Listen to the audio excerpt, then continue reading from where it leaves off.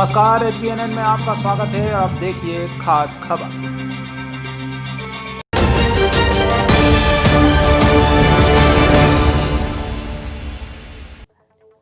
क्या आपको पता है कि भगवान विष्णु 4 महीने के लिए निद्रा में क्यों चले जाते हैं? इसके पीछे एक कथा है।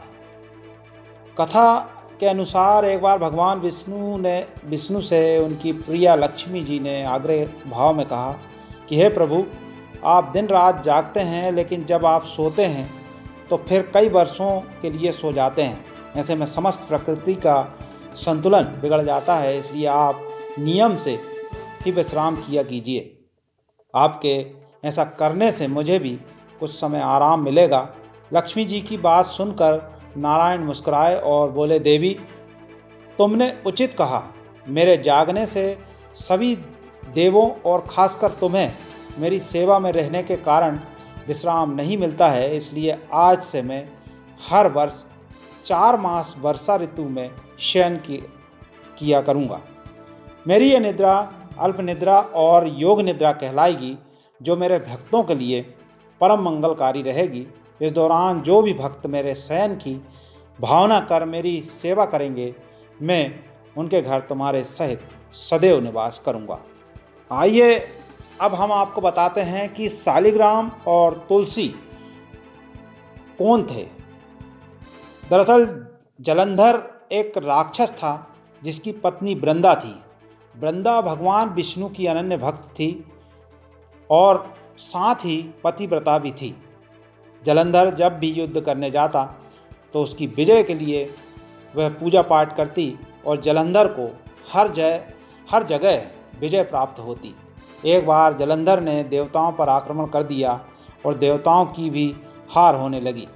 तब देवता भगवान विष्णु के पास पहुँचे और भगवान विष्णु से याचना करने लगे। तब भगवान विष्णु ने जलंधर का रूप रखकर वृंदा का पतिव्रत धर्म तोड़ दिया और जलंधर की हार हो गई। जब इस बात का पता वृंदा को चला तो वृंदा ने भगवान विष्णु को श्राप दे दिया। श्राप के कारण भगवान विष्णु पत्थर की शिला बन गए। फिर माता लक्ष्मी ने वृंदा से जगत कल्याण के लिए श्राप वापस लेने के लिए कहा। वृंदा ने श्राप वापस ले लिया और स्वयं जलंधर के साथ सती हो गई।